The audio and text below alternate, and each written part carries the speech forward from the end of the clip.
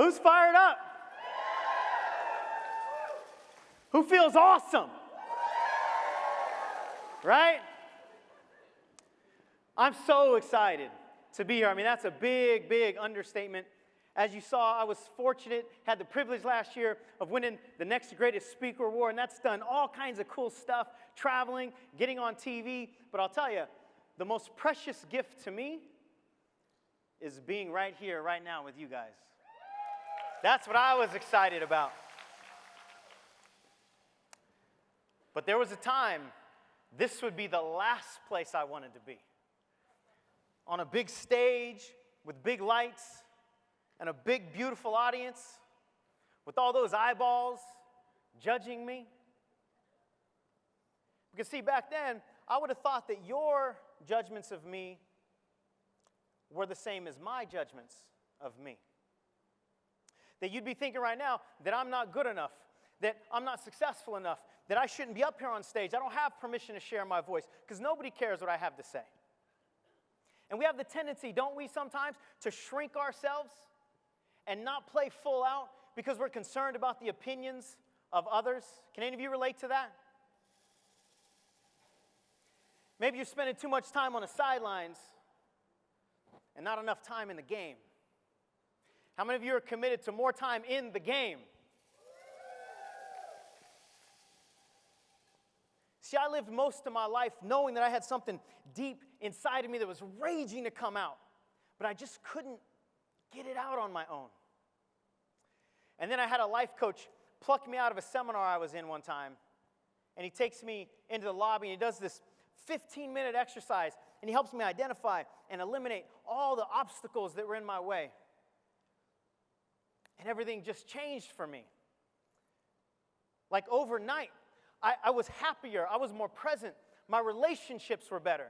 We started a business the next year. We did multiple six figures the first year out of the gate. Life was awesome because of a 15-minute exercise that got me out of my way. How many of you would like that exercise? I don't know. Is it worth 15 minutes? Now, unfortunately, I don't have the time to set it up and go through it all today. There's yellow forms on your table. If you tell me you want it, I'll send it to you, as well as some other audios. But with my time that I do have with you today, I want to talk about the single most important element to success. And that is how you handle your fear. Because here's what I know to be true. You can have all the money, you can understand all the marketing concepts, you can have the right skill set, but if you don't have internal permission to win, you lose, period. Because you can't outperform your own self-image. How many of you have learned that the hard way? And these fears that hold us back, they're all functions of these limiting beliefs that are created as we grow. And in order to control the beliefs, you have to understand them. So today, we're going to look at how are these beliefs created in the first place. But I have to disrobe a little bit to do this, if that's okay. I always tend, when I come here to eat women, I always tend to take some clothes off. I don't know what it's about. But you know, what'd you say? You know your audience. I did a talk one time for a company called Pure Romance.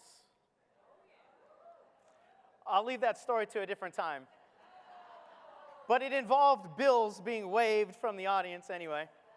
So when we grow up, we're making all these decisions about ourselves and about how the world works and about people. And these decisions are formed basically because of three main things that our unconscious mind does. And by the way, don't take any notes. I don't want you to miss anything. Just watch and soak it in. So these three things the unconscious mind does, number one, it needs to protect us from pain. It's the highest priority. Number two, it needs to understand why things happen. Have any of you ever been stuck on a why question? And number three, we need to be right. And these three things come together and basically form all of our beliefs. And here's the way it looks. When I was 6 years old, I was just playing in my room one day, and my sister came in, and she says, "Hey, get lost." And I didn't feel good. And so I needed to figure out what just happened. And I made a decision that, well, I must be a pest. I must not be good enough for my sister not to want to play with me. Does this make sense? And when we make a decision like that, it's like we put on this layer. And this layer is designed to protect us, right, Laura? You taught us that. And as soon as we have this layer on, our unconscious mind now goes for a search to find evidence that this is true. Are you following me? And the more evidence we find, the more we believe the decision. So fast forward, I'm 11 years old now, and I'm in baseball practice, and my coach is throwing batting practice to us, and I'm just hitting home run after home run. And the more home runs I hit, the madder he got, and he's throwing it harder and harder. And he goes, "Why don't you ever do this in the game? You never do this in the game." And I was loving it. I thought it was funny, this old guy getting all mad, and I was, but I didn't realize that I took that one on. And I decided I don't perform when it counts. And then I searched for evidence. Now, luckily for me, the I don't perform was mostly limited to sports. For some reason, my ego really needed to clarify that for you. I don't know why. So now I'm 17 years old. Noel Berry. Oh, yeah. How many of you have been hurt in a relationship before? And I can no longer see you, so verbal response is appreciated at this point. You know, when we get hurt in relationships, the layer that we put on and the decision we make usually sounds something like, if I don't ever want to get hurt, what do? Stop loving. Don't open myself up. Don't be vulnerable, right? And then we search for evidence.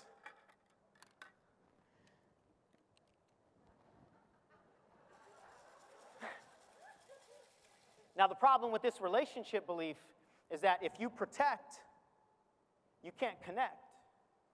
And that's really what you want, right? So we just keep making these decisions over and over again. We keep putting on more layers and more lenses. Maybe you found out somewhere that money is the root of all evil. And maybe you picked this one up, that success is hard, so you might as well not try. And maybe some of you will relate to this one. Maybe you decided somewhere that you, that you can't be a successful businesswoman and a mom and a wife at the same time.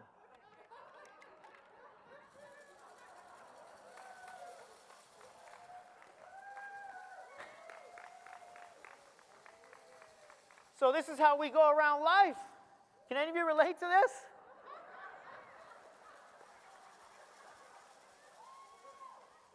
How do any of us get along? Have any of you ever been in an argument, by the way? Again, I can't see. The next time you're in an argument, I want you to imagine the layers and lenses for both you and the other person.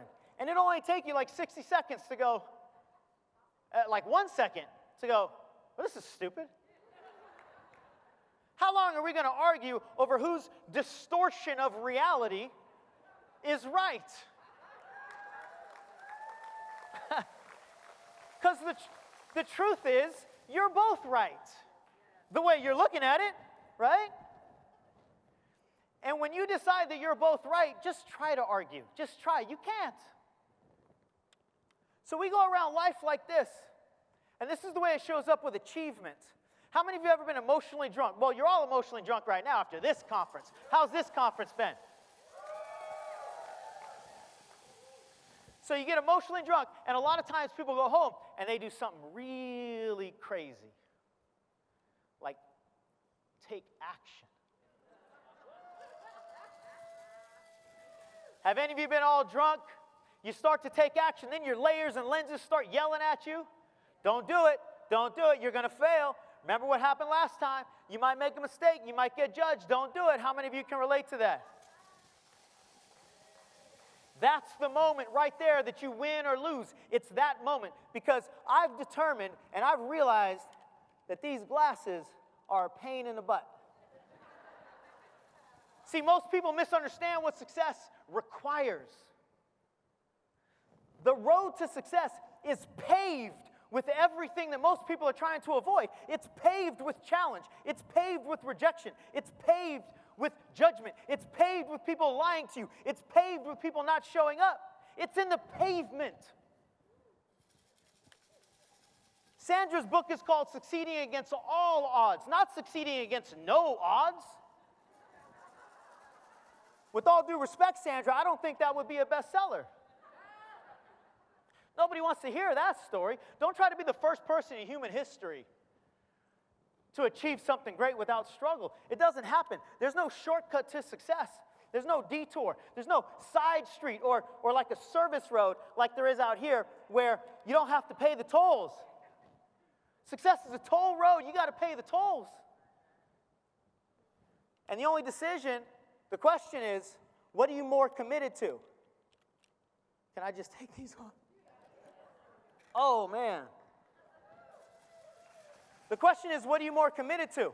Your success and your growth, or your convenience and your comfort?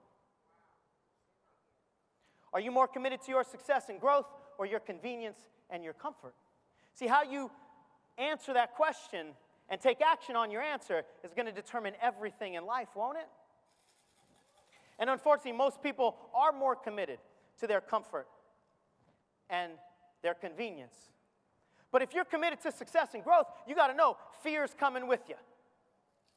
But the key is fear going to be your co-pilot, or is fear going to be your lead pilot?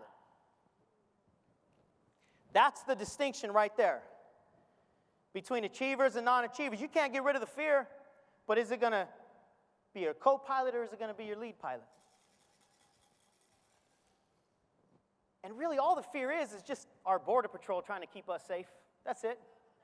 You know, if you imagine this room is your comfort zone, and on the walls, sitting on the top of the walls, and if you look at it, you probably start to see them, is your border patrol. Now they have one job. What's that? Keep you in the room. Because they've been programmed by you that anything beyond these walls is dangerous and scary. Now, when you're in the middle of your comfort zone, they're on break, right? But as soon as you start doing something crazy, like striving for your goals and dreams, they clock back in. And the closer you get to the edge and the closer you are to a breakthrough, they're going to start firing down on you. How many of you have had this happen? They're just doing their job. But it's not fun for you. It's not comfortable. And what's the easiest way to make the discomfort stop? I was kidding. All right, I got it. I'm kidding. That's what it looks like to be more committed to comfort than success. Now, at some point in time, you know, you'll get emotionally excited again and drunk. It's usually about January 1st, and you start going after it again, and they start raining down on you again. Most people don't even make it as far as they did last time because they know how it's going to end, and they might as well just cut to the chase and save the time. Can anybody relate to this, or you know somebody?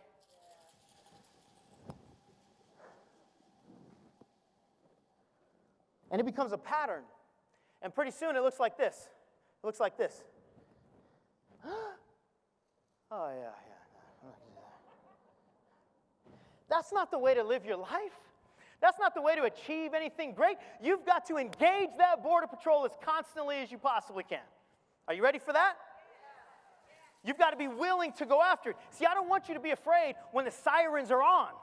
Woo, woo, woo, danger, danger. My Lost in Space reference.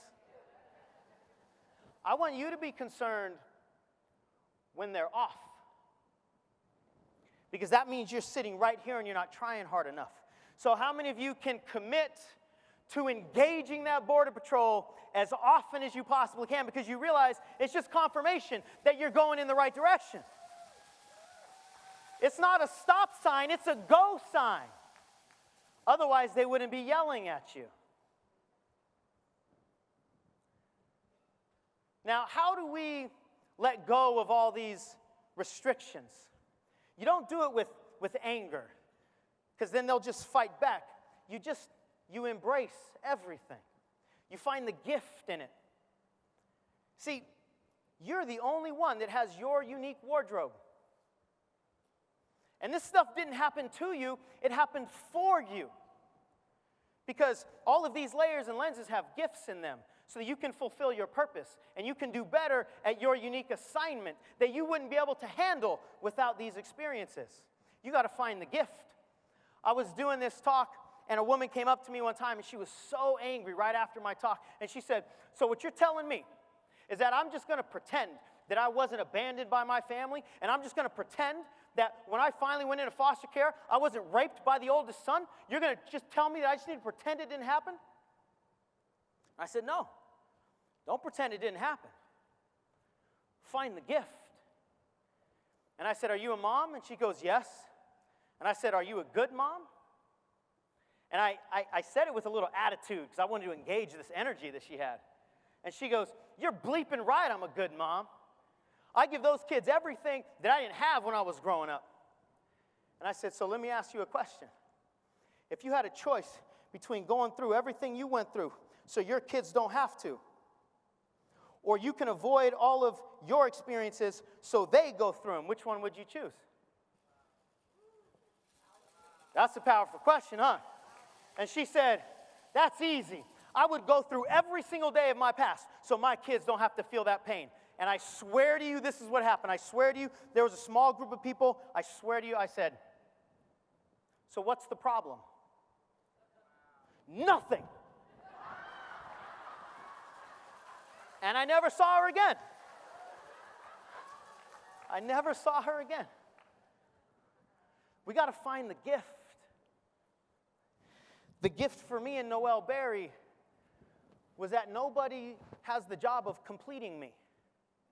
And I need to love myself wholly and completely first before I'm able to be available for the relationship that I want.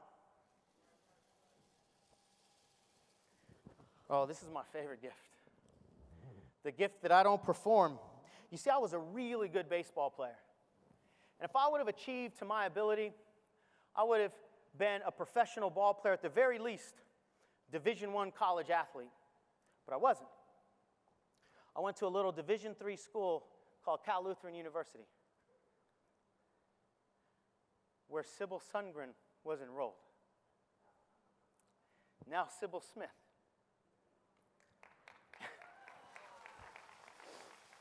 And we just celebrated 16 blissful years. We've not argued once. And we've got this blessing named McKenna. And we've got this blessing named Exley. And none of that would have happened if I would achieve my ability. Thank you, God.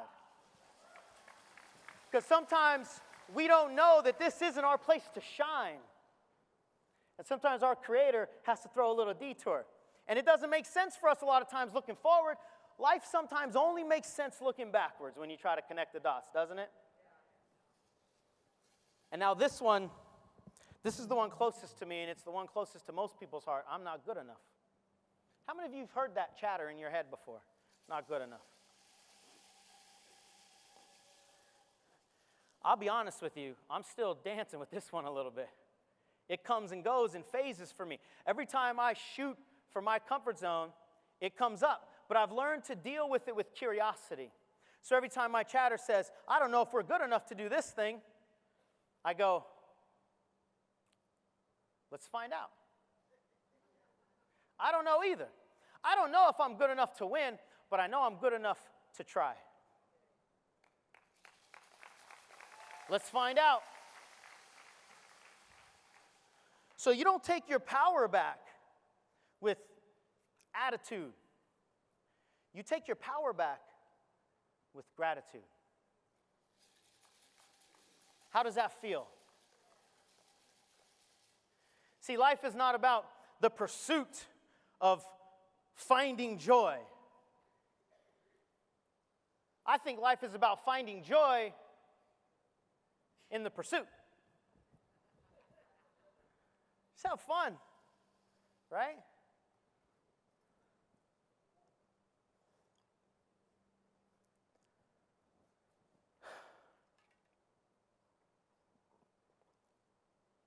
In December of 2010, I got a call from my dad. Hey, Dad, what's up? Son, I have pancreatic cancer.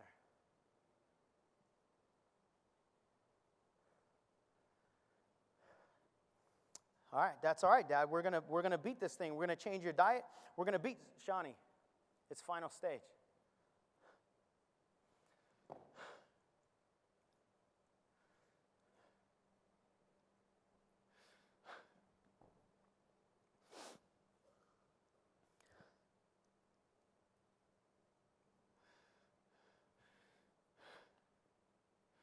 Why him? He's the best man I know.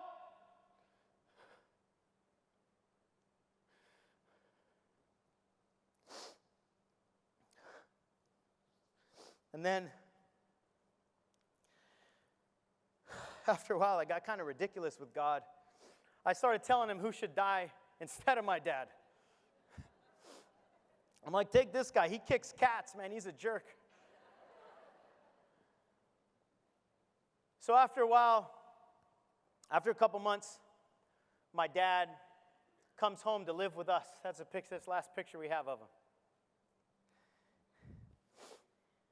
And one night, he's feeling so good. And so we go out to dinner. And after dinner, he's walking to the parking lot, and he stops on the curb. And he reaches out to my son, Exley, and he goes, X, let's jump. I don't think you should be jumping, Grandpa. No, come on, buddy. Let's jump. 1, 2. And I'm walking ahead, so I hear this, but I know he's not going to jump. 3. And he jumps. I mean, it wasn't really a jump. It was more like a fall forward, and he twisted and fell down. And we heard the hip break. And so I canceled the next couple days and took him to the ER. And for the first time in my life, I was angry at my dad because I had to clean up his mess. He's 67 years old. He's got pancreatic cancer. His knees are shot. He doesn't know how long he's got to live. And he jumps.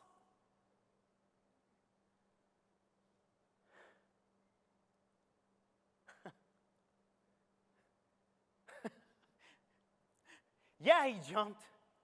Because he's standing on that curb. I'm 67 years old.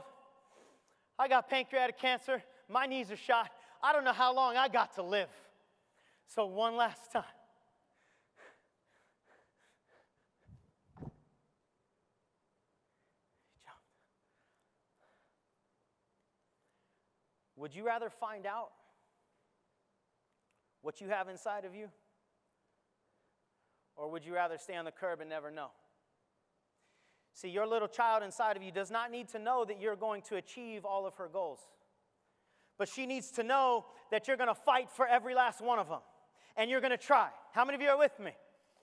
How many of you are ready to make that commitment and jump for your goals? If you're ready, stand up.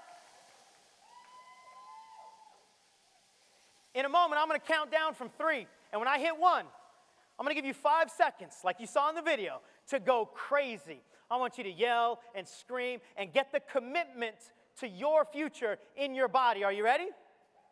All right. So close your eyes and think of what it means to go for it. 3, 2. Now, I want everybody in this hotel to feel the power of the E-Women Network. If there's power in here. Is there power? All right. Everybody's about to feel this commitment. 3, 2. The way you play the next 5 seconds is the way you're going to play the rest of your life. You ready? E-Women Network. 3, 2, 1. Go!